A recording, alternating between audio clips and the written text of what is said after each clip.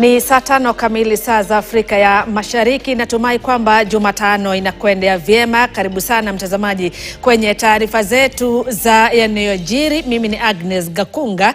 Kama ilivyo ada siku ya Jumatano huwa tunakuwa na mjadala kuhusu masuala ya afya, lakini mambo yatakuwa ni tofauti hii leo. Jana nilikuwa nimekuarifu kwamba tutakuwa na mjadala kuhusu dawa aina ya Lenacapavir ambayo inamzuilia mtu ama inamkinga mtu kupata maambukizi ya virusi vya HIV, lakini kutokana na sababu ambazo hazingeweza kuepukika hatutakuwa na mjadala huo hii leo. Mtazamaji, utatuia radhi kwa swala hilo, lakini tutakuwa tunaandaa mjadala huo hivi karibuni ili uweze kufahamu mengi kuhusiana na dawa hiyo inayofahamika kama Lenacapavir.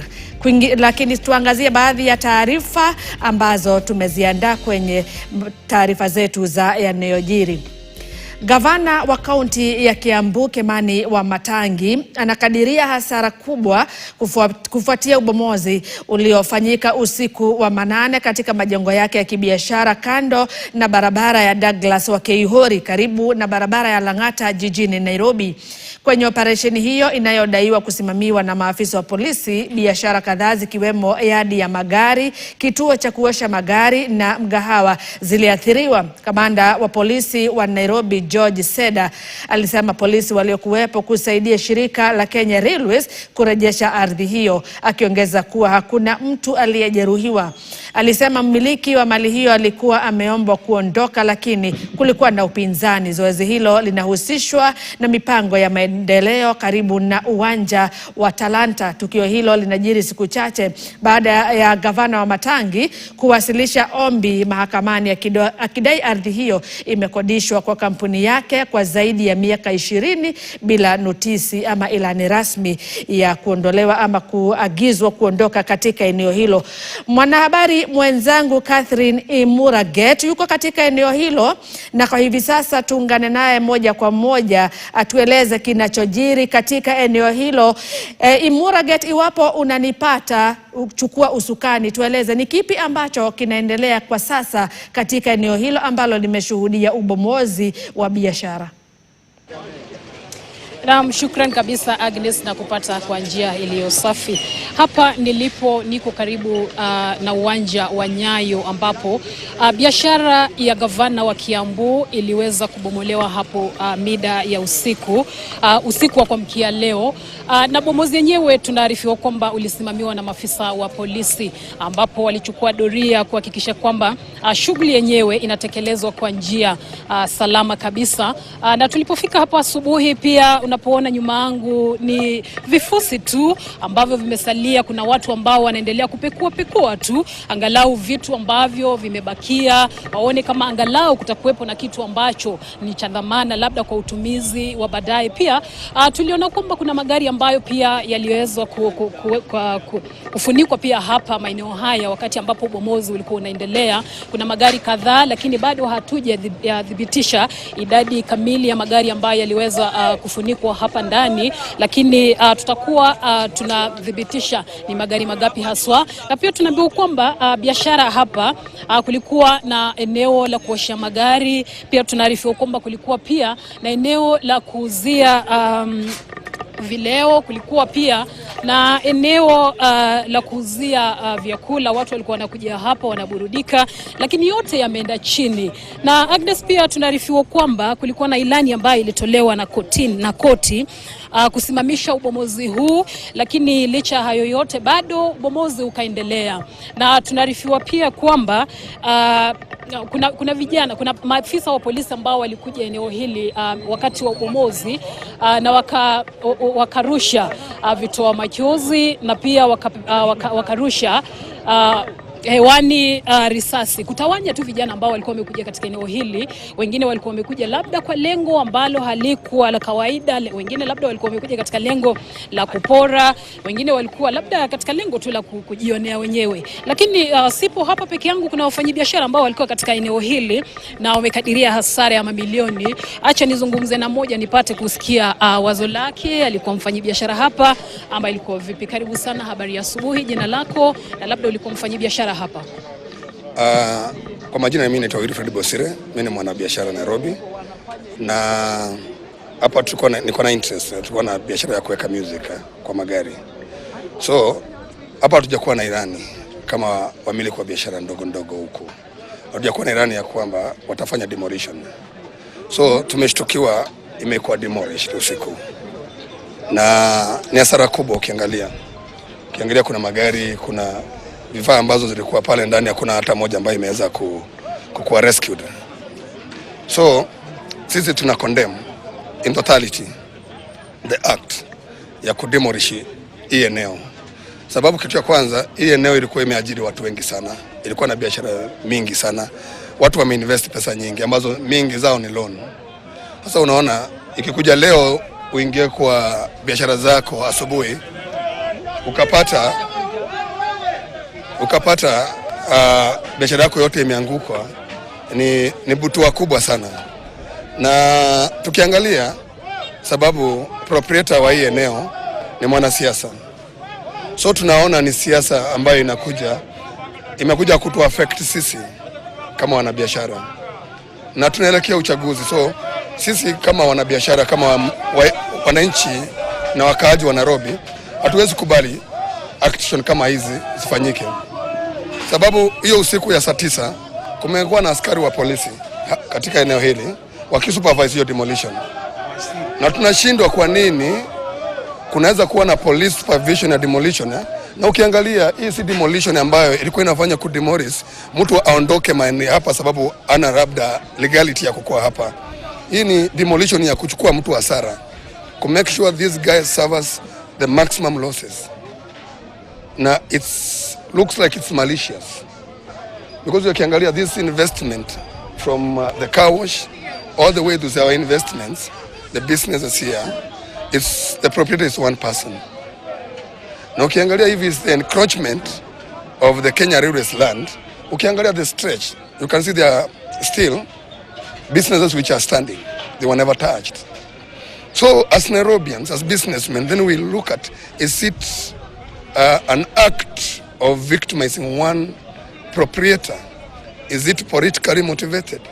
And if it is, what is the repercussion to this country and to this country of Nairobi, where is a cosmopolitan city, where all Kenyans were here, and we don't have a tribe here. We are Kenya and as a tribe.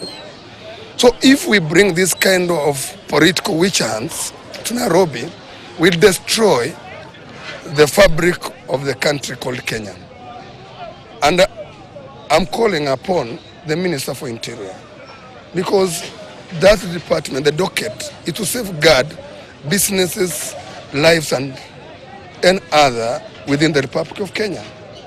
And if the presence of police was here and we are seeing this maximum destruction, then I doubt whether there is fairness in that protection of properties. Because even if this land was acquired illegally, there's a legal ways of letting someone move from an illegal occupied land. You cannot destroy to this extent. You know, when I was walking around, there's a car on the other side which was not within any structure, but they made sure that car is destroyed beyond recognition. So it's malicious. And as a country, we must stand for fairness, for equity as a country. Na labda ulikuwa mfanyabiashara katika eneo hili, ni wewe umekadiria hasara ipi haswa kutokana na ubomozi?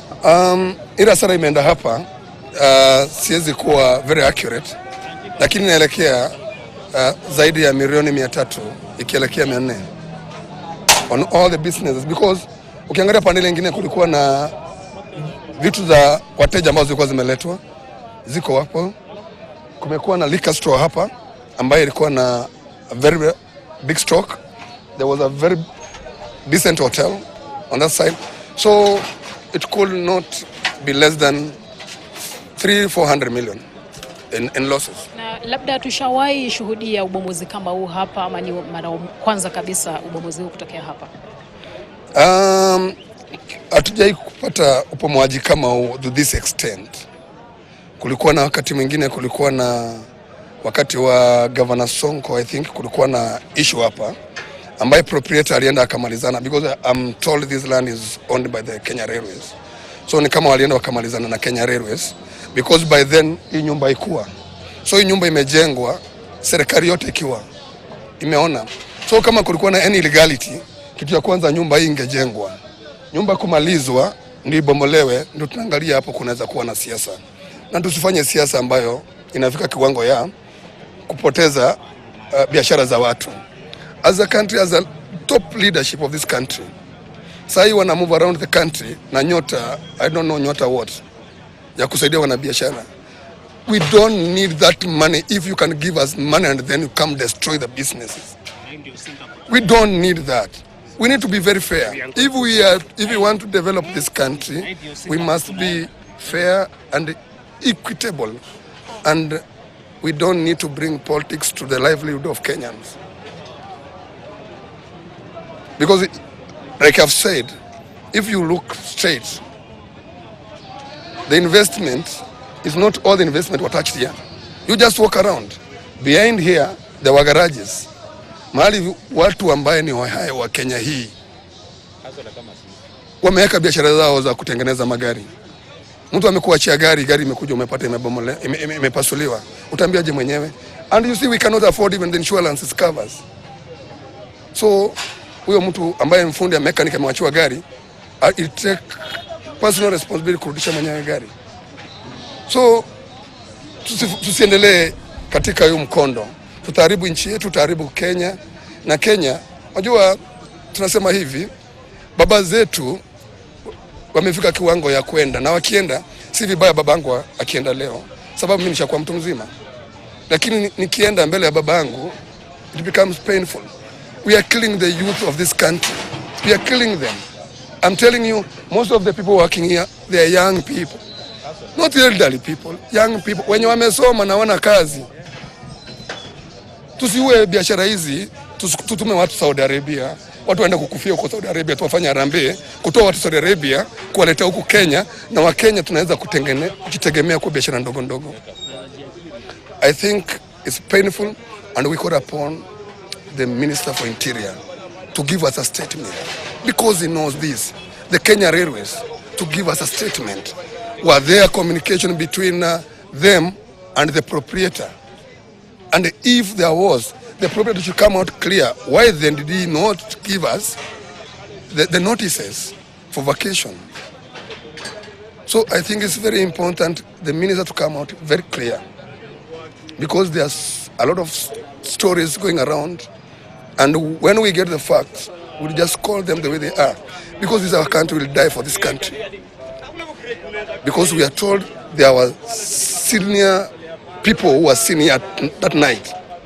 We were to identify that information, then we'll come out clear, because we have a responsibility of safeguarding, protecting and fighting for this country called Kenya. Asante, shukran kabisa. Agnes, unavyosikiza, huyo ni mmoja wa wale ambao walikuwa wanafanya biashara hapa, na amesimulia masaibu yake ambaye ameyapata asubuhi ya leo. Na labda tuko na mfanyabiashara mwingine ambaye angependa kutoa maoni yake kuhusiana na bomozi hili. Tuko nao hapa, ungependa labda kuzungumza? Karibu, zungumze na KTN. Habari ya asubuhi, jina lako? Naitwa Lawrence Ndomba.